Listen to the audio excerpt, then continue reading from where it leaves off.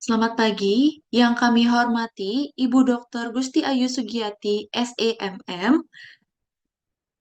Pada kesempatan kali ini, kami dari kelompok 3 akan mempresentasikan materi yaitu mereview jurnal dengan judul Memahami Variasi Praktik Kompensasi Antar Perusahaan mengenai Dampak Budaya Nasional.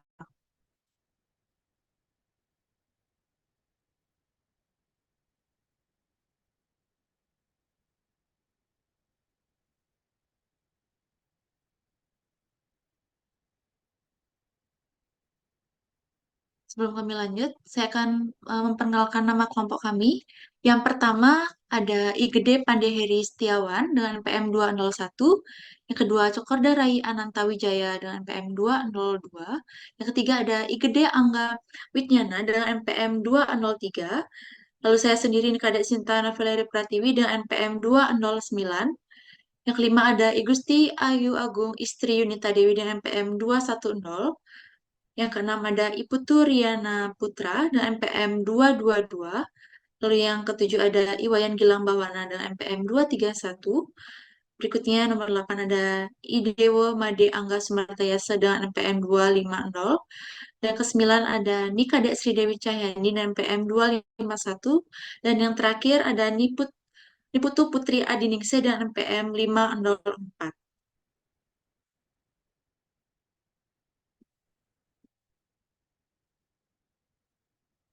Baik, jurnal yang kami review itu berjudul Memahami Variasi Praktik Kompensasi Antar Perusahaan, di mana mengenai dampak budaya nasional. Dengan nama jurnal, Journal of International Business Studies, dengan volume jurnal yaitu volume 29, nomor 1, first quarter 1998. Dengan tahun 1998, jurnal ini ditulis oleh Randall S. Scholar dan Nikolai Vogoski. Dengan tanggal review, kami membuat pada tanggal 4 Mei 2024. Baik, untuk pendahuluan, di mana meningkatnya kompleksitas lingkungan bisnis saat ini dan meningkatnya persaingan internasional itu mengharuskan perusahaan multinasional atau MNC untuk memanfaatkan semua sumber keunggulan kompetitif tradisional maupun non-tradisional, di mana sumber tradisional ini itu meliputi modal keuangan, teknologi yang akan menjadi lebih mudah diakses. Sehingga ini membuat kurang signifikannya bagi keunggulan kompetitif, sehingga perusahaan semakin tidak menggunakan sumber-sumber tradisional. Pengertian dari aset manusia ini adalah salah satu sumber di mana menurut Bernays tahun 1991. Sedangkan pengelolaan manusia ini, aset biasanya dilakukan oleh Departemen Sumber Daya Manusia atau HR. Nah, fungsi pengelolaan aset manusia ini itu juga menjadi fokus perhatian pada manajer senior. Menurut Tower Perrin 1992, Sparrow dan Kiltrop pada tahun 1995. Ketika fungsi SDM ini semakin dipandang sebagai sarana untuk memperoleh keunggulan kompetitif, muncullah dua pertanyaan. Yang pertama, apakah yang dapat dilakukan perusahaan multinasional untuk memperoleh keunggulan tersebut? Dan haruskah perusahaan multinasional ini mempraktekkan manajemen sumber daya manusia atau SDM untuk keunggulan kompetitif secara berbeda? Atau dengan cara yang sama, ini di berbagai negara tempat mereka beroperasi. Seperti yang disarankan oleh Scholar dan Macmillan pada tahun 1984, di mana MNC ini dapat memperoleh keunggulan kompetitif melalui penggunaan praktik SDM apapun, seperti pelatihan, kompensasi, atau penilaian. Ini selama perusahaan lain itu tidak dapat menduplikasikan upaya mereka dengan mudah atau cepat. Selain menggunakan praktik SDM, Dalam operasi mereka ini sendiri, perusahaan multinasional juga dapat memperoleh keunggulan kompetitif melalui SDM dengan bekerja sama dengan pemasok dan pelanggan mereka. Untuk materi berikutnya akan dijelaskan oleh rekan saya. Untuk waktu dan tempat dipersilakan.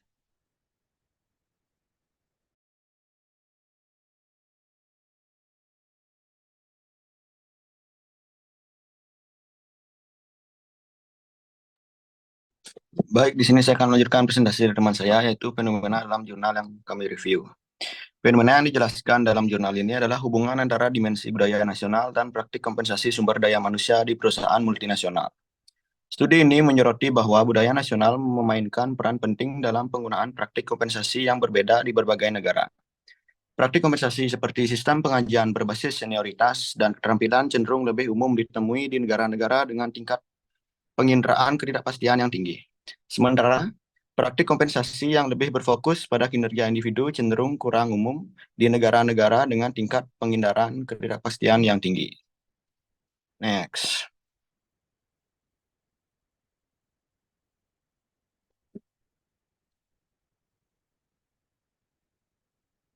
Baik, untuk selanjutnya adalah landasan teori. Hipotesis pertama, jurnal tersebut didasarkan pada teori-teori manajemen lintas budaya, terutama teori Hofstede. Teori Hofstede mengidentifikasi 4 dimensi budaya nasional yang mempengaruhi perilaku dan praktik organisasi, yaitu jarak kekuasaan, pengindaran ketidakpastian, individualisme, kolektivitisme, dan maskulinitas, fermintas. Teori ini menyatakan bahwa budaya nasional memiliki pengaruh signifikan terhadap praktik dan kebijakan sumber daya manusia di berbagai negara. Berikutnya ada hipotesis 2. Dimensi budaya seperti jarak kekuasaan mengacu pada tingkat ketidaksetaraan kekuasaan dalam suatu masyarakat. Sementara penginderaan ketidakpastian menggambarkan sejauh mana masyarakat merasa tidak nyaman dengan ketidakpastian dan ambiguitas. Individualisme, kolektivitisme mencerminkan sejauh mana individu di masyarakat cenderung fokus pada diri sendiri atau pada kelompok.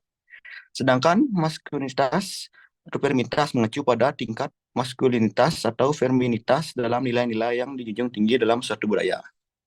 Baik, presentasi selanjutnya akan dilanjutkan oleh rekan saya. Baik, di sini saya akan melanjutkan presentasi dari rekan saya. Yang ketiga, yang selanjutnya ada hipotesis yang ketiga, teori manajemen lintas budaya juga digunakan untuk menjelaskan hubungan antara dimensi budaya nasional dan praktik kompensasi sumber daya manusia. Dengan mempertimbangkan dimensi budaya seperti penghindaraan ketidakpastian, individualisme, dan maskulinitas, perusahaan dapat menyesuaikan praktik kompensasi mereka dengan nilai-nilai budaya yang dominan di negara tersebut. Nah, penelitian ini bertujuan untuk memberikan wawasan tentang pentingnya mempertimbangkan faktor budaya dalam merancang praktik kompensasi yang efektif di lingkungan bisnis global. Selanjutnya, hipotesis yang keempat, dalam konteks penelitian ini, teori Hofstede dan teori manajemen lintas budaya digunakan sebagai landasan untuk mengidentifikasi hubungan antara budaya nasional dan praktik kompensasi sumber daya manusia di perusahaan multinasional. Dengan memahami pengaruh dimensi budaya nasional, perusahaan dapat mengoptimalkan praktik kompensasi mereka sesuai dengan nilai-nilai budaya yang ada di setiap negara di mana mereka beroperasi. Nah, penelitian ini memberikan pemahaman yang lebih dalam tentang bagaimana budaya nasional dapat mempengaruhi praktik kompensasi di perusahaan multinasional. Selanjutnya akan dilanjutkan oleh teman saya.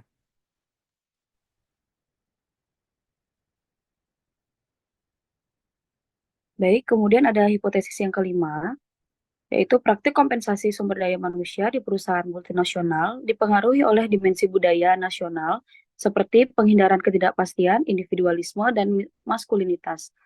Hipotesis ini mencakup asumsi bahwa praktik kompensasi seperti sistem penggajian berbasis senioritas dan keterampilan lebih umum ditemui di negara-negara dengan tingkat penghindaran ketidakpastian yang tinggi. Sementara, praktik kompensasi yang berfokus pada kinerja individu lebih umum di negara-negara dengan tingkat individualisme yang tinggi. Selain itu, hipotesis juga mencakup asumsi bahwa tingginya maskulinitas dalam suatu negara dapat berhubungan dengan berkurangnya penggunaan tunjangan fleksibel, program penitipan anak di tempat kerja, skema istirahat karir, dan program cuti melahirkan.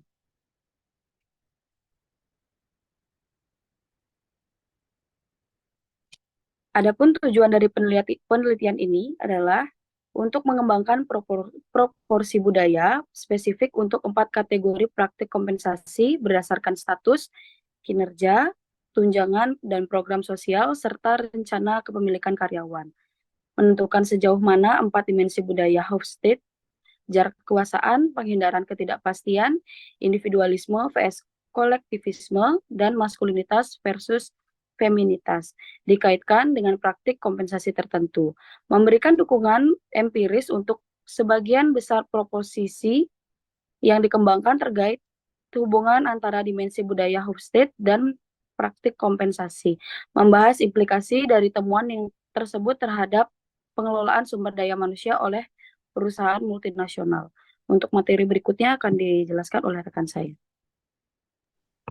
Baik, di sini ada metode penelitian yang dimana yang pertama itu ada sampel, yang dimana sampel dari penelitian ini mencakup perusahaan-perusahaan dari berbagai negara seperti Prancis, Jerman, Italia, Amerika Serikat, Inggris, Australia, Jepang, Meksiko, Brazil, Argentina, Kanada, dan Spanyol. Selain itu, juga melibatkan responden individu dari 7 kelompok pekerja di masing-masing 11 negara yang berpartisipasi, kecuali Hongaria. Negara-negara yang terlibat dalam proyek PricewaterhouseCoopers adalah Jerman, Spanyol, Prancis, Swedia, dan Kerajaan Inggris. Total sampel dari ketiga kumpulan data tersebut mencapai ribuan responden, mencakup praktik SDM yang beragam dan mencerminkan kondisi internasional kontemporer dalam manajemen sumber daya manusia.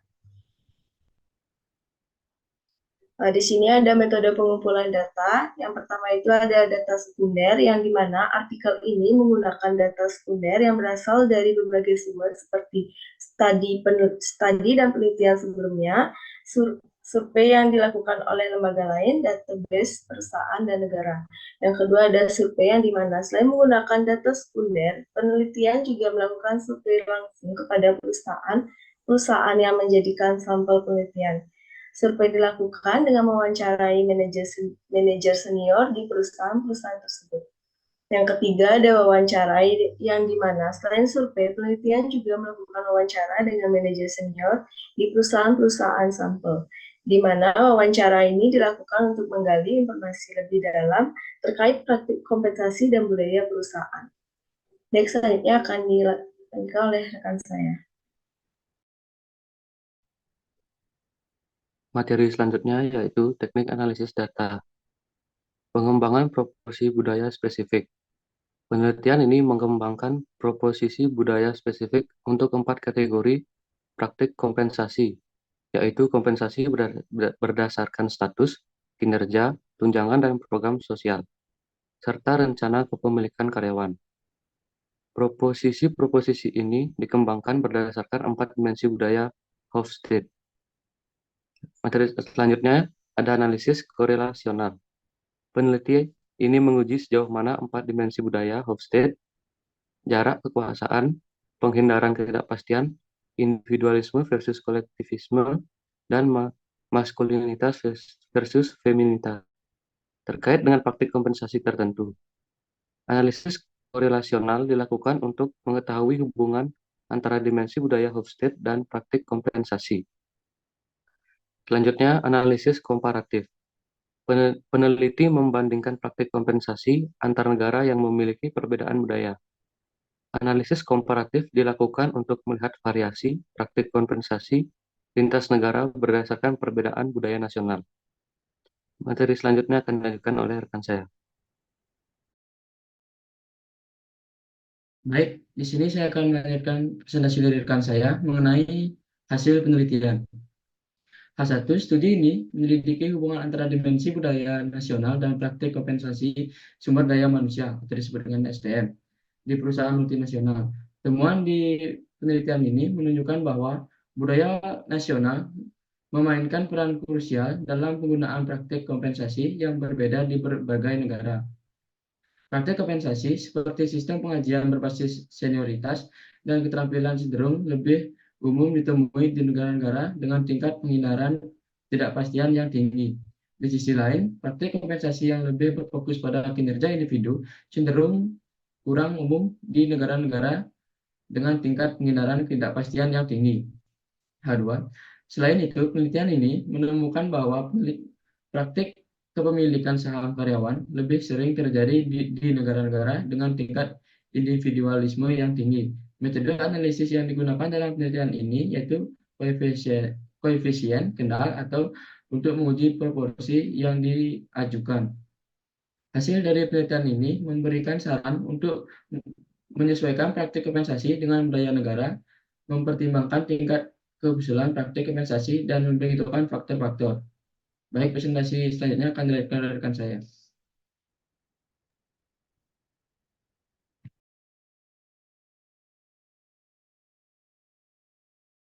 Baik, materi selanjutnya yaitu hasil penelitian hipotesis 3. Studi ini menyoroti bahwa budaya nasional memiliki pengaruh yang signifikan terhadap praktik dan kebijakan sumber daya manusia di berbagai negara. Dimensi budaya seperti jarak kekuasaan, penghindaraan ketidakpastian, individualisme versus kolektivisme, dan maskulinitas versus feminitas memainkan peran penting dalam praktik kompensasi seperti pembayaran berdasarkan senioritas atau keterampilan, pembayaran berdasarkan kinerja individu, dan bonus atau komisi individu. Praktik kompensasi yang digunakan dalam suatu negara dapat mencerminkan nilai-nilai budaya yang dominan di negara tersebut. Hipotesis 4 yaitu penelitian ini juga menyoroti bahwa perusahaan di berbagai negara berbeda dengan praktik dan kebijakan sumber daya manusia mereka karena faktor seperti struktur bisnis, konteks legislatif, dan budaya nasional.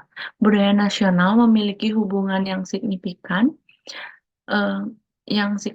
dengan kebijakan dan praktik sumber daya manusia, dan praktik sumber daya manusia yang kongruen dengan nilai-nilai budaya nasional cenderung menghasilkan perilaku yang dapat diprediksi dan kinerja yang lebih baik. Namun, banyak perusahaan multinasional tidak memperhatikan perbedaan budaya antar negara tuan rumah dan negara asal mereka yang dapat menyebabkan masalah dalam manajemen lintas budaya, yaitu penelitian ini menggunakan dimensi budaya nasional Hauptdat untuk mengidentifikasi hubungan antara budaya nasional dan praktik kompensasi tersebut.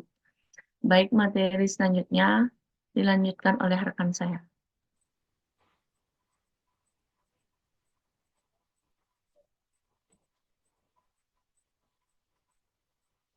Baik, materi selanjutnya ada hasil penelitian H5. Ditemukan bahwa praktik kompensasi seperti sistem pengkajian berbasis senioritas dan keterampilan lebih umum ditemui di negara-negara dengan tingkat penghindaran ketidakpastian yang tinggi. Sementara praktik kompensasi yang fokus pada kinerja individu lebih umum di negara-negara dengan tingkat individualisme yang tinggi.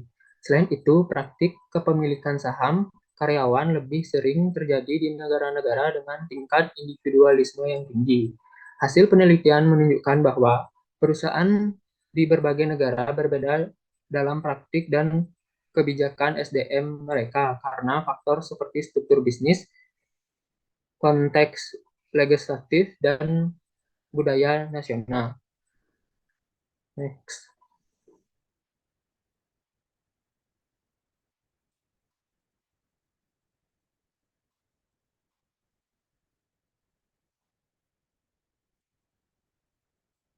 Selanjutnya ada kesimpulan bahwa budaya nasional memiliki pengaruh yang signifikan terhadap praktik-praktik kompensasi sumber daya manusia atau SDM di perusahaan multinasional. Temuan menunjukkan bahwa perusahaan perlu mempertimbangkan dimensi budaya seperti penghindaran ketidakpastian, individualisme sampai kolektivitasme, dan maskulinitas sampai feminitas dalam merencanakan kebijakan kompensasi. Sarana-sarana yang dijelaskan dalam artikel seperti menyesuaikan praktik kompensasi dalam tingkat kekhususan budaya suatu negara, memberikan panduan berharga bagi perusahaan multinasional dalam merancang strategi kompensasi yang efektif. Namun penting untuk diingat bahwa generalisasi temuan perlu dipertimbangkan dengan hati-hati karena keterbatasan data dan variabel lain yang mungkin memengaruhi hubungan budaya dan praktik SDM. Baik, presentasi selanjutnya akan dilanjutkan oleh rekan saya. Baik, di sini ada kelebihan. Metodologi yang tepat, penelitian ini menggunakan teknik analisis yang sesuai seperti pengembangan proposisi budaya, analisis korelasional dan komparatif. Rangkai teori yang kuat. Penelitian ini didasarkan pada landasan teori yang solid seperti teori berbasis sumber daya dan penelitian. Sebelumnya tentang pengaruh budaya pada praktik MSDM. Implikasi praktis. Penelitian ini membahas implikasi praktis bagi manajemen sumber daya manusia di perusahaan internasional.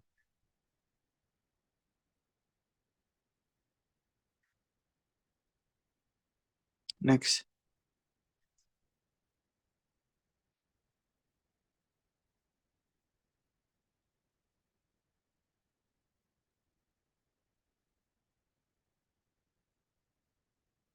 Next, halo.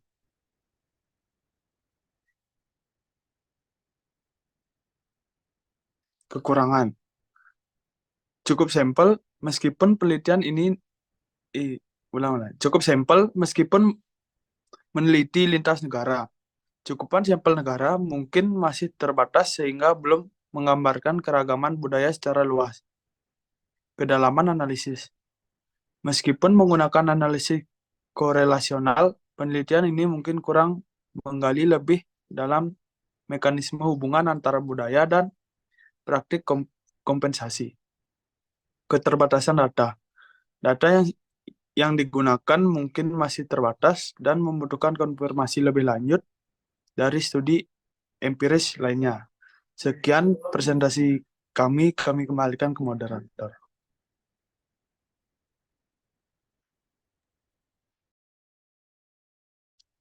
Baik, sekian review jurnal yang dapat kami sampaikan. Mohon maaf jika ada salah kata. Terima kasih.